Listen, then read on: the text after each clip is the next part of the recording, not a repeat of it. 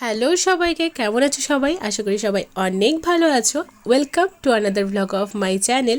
এটা ছিল ডে 2, যেদিন আমরা এনজিবিতে ফাইনালি পৌঁছাতাম। আর তার আগে আমি এরকম সুন্দর চায়ের বাগান আর ফুলের বাগান দেখতে পেয়েছিলাম, যেটা তোমাদের সাথে আমি শেয়ার করলাম। ড্রেস চেঞ্জ করার সময় পাইনি, তার কারণ আমরা টাইমের আগেই পৌঁছে গেছি, 9টাতে আমাদের একদম পৌঁছে গেছি। আর দেখো আমার ছেলে আমার মোটামুটি ট্রলি ঠেলে ঠেলে যাচ্ছে, আর পেছনে আছে সবাই সবার লাগেজ নিয়ে আসছে। তো চলো, এই ঠেলো ঠেলো বেটা ঠেলো। এই যে চলো, এখন একটা গাড়ি ধরতে হবে, তারপরে তোমাদের সাথে আবার দেখা হচ্ছে। আর্য, কি আছে?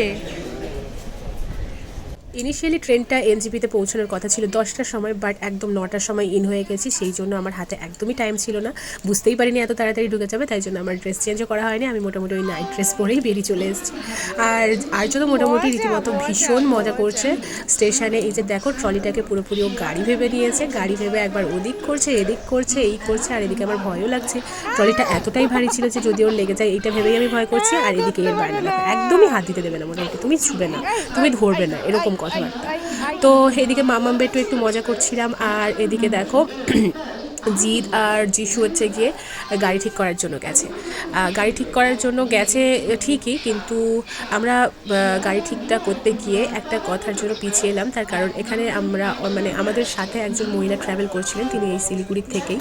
তো উনি বললেন যে তোমরা এখান থেকে গাড়ি করে গ্যাংটক যাওয়ার থেকে ভালো হবে তোমরা যদি এসএনটি বাস স্ট্যান্ড থেকে গাড়ি ধরো, মানে সরকারি বাস আছে, তো ওইটা ধরে যদি যাও অনেক ভালো হবে, অনেক তাড়াতাড়ি পৌঁছাবে, প্লাস টাকাটাও অনেক কম পড়বে।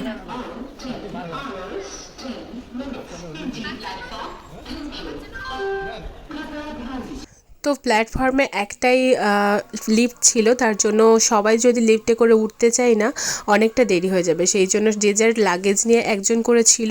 আর এপাশে আর্য, আমি আর মুন্নি মোটামুটি সিঁড়ি দিয়েই উঠে এসেছিলাম। আমি আর্যকে কোলে নিয়েছিলাম, আর এরা লিফটে করে চলে এলো।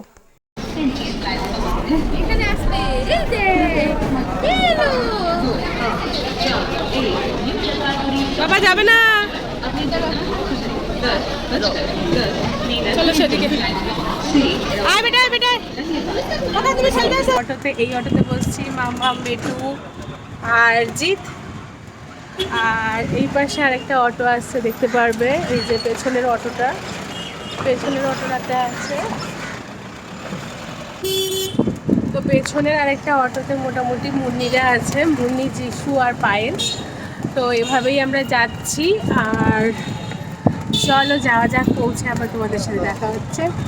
কেমন কি ঘুরছি সব তোমাদের সাথে পরপর শেয়ার করছি, চলো। তো এসএনটি বাস স্ট্যান্ড থেকে তো বাস ধরে আমরা দেখো এরকম সুন্দর ভিউ এনজয় করতে করতে মোটামুটি সিকিমের দিকে রওনা দিচ্ছিলাম। আর পুরো সিকিমটা জুড়ে যে নদীটা আমাদের মানে মনটাকে একদম ভরিয়ে রেখেছে, সেটা হচ্ছে গিয়ে এই তিস্তা নদী। এর জলটার কালার যদি কখনো তো মানে নেক্সট তোমাদের রিলসে শেয়ার করব। দূর থেকে তো বুঝতেই পারছো না, কিন্তু যখন কাছ থেকে একদম আমি একটা ভিডিও নিয়েছি, ওইটাতে একদম নীল নীল জল, মানে এত পরিষ্কার জলটা। তো এত সুন্দর ভিউ, পাহাড়, নদী, এটা শেয়ার না করলে কি করে আর চলে। সেই জন্য তোমাদের সাথে শেয়ার করলাম, জানিও ভিউটা কেমন লাগছে। তো দেখো, বাসে করে মোটামুটি আমাদের লেগে গেছিলো 5-6 ঘন্টা। মানে 5-6 ঘন্টা পরে আমরা সিকিমে এন্টার করব, এরকম একটা ব্যাপার। তো অনেকটাই লং জার্নি, আর আমার এদিকে ঘুমও পাচ্ছিল ভীষণ, কিন্তু আর্যর জন্য কখনো ঘুমোতে পারছিলাম, আবার কখনো ঘুমোতে পারছিলাম না। তো এনজয় করো ভিউটা।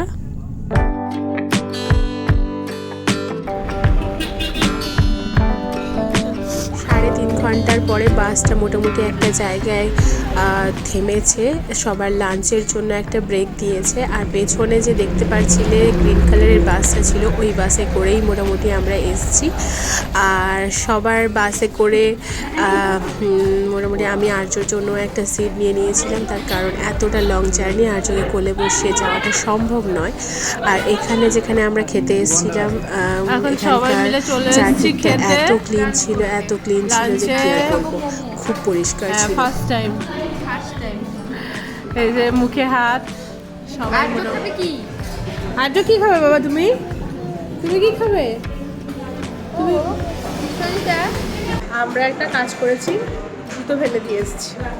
যেই অটোতে করে বাস স্ট্যান্ডে এসেছিলাম সেই অটোতে পেছনে ব্যাগ রেখে দাও, পেছনে ব্যাগ রেখে দাও, দিয়ে সেখানেই জুতোটার ব্যাগটা ঢেকে গেছে। মামা তো জুতো দিয়ে এসছে লোককে, কিছু করার নেই, সব জুতো সেখানেই থাকবে। জুতোই চলে গেছে, তুই এইটাই পরে আমার মাম্মাম বেকুর জুতো পুরো সব সেখানেই থেকে গেছে। তো চলো এখন চলে এসছে সুন্দর আমাদের ভেজ থালি, খাইয়ে দিই। আর্য আর আমি দুজন মিলে খাবো, খাইয়ে দিই। মেয়ে হয়েছে। হ্যাঁ, আর্য খাচ্ছে পাপড়। কেমন হয়েছে তরকারি? খুব সুন্দর না, মানে হালকা পাতলা হয়েছে, আর হচ্ছে কি সবথেকে বড় কথা খুব নিট অ্যান্ড ক্লিন। এটাই তো দরকার।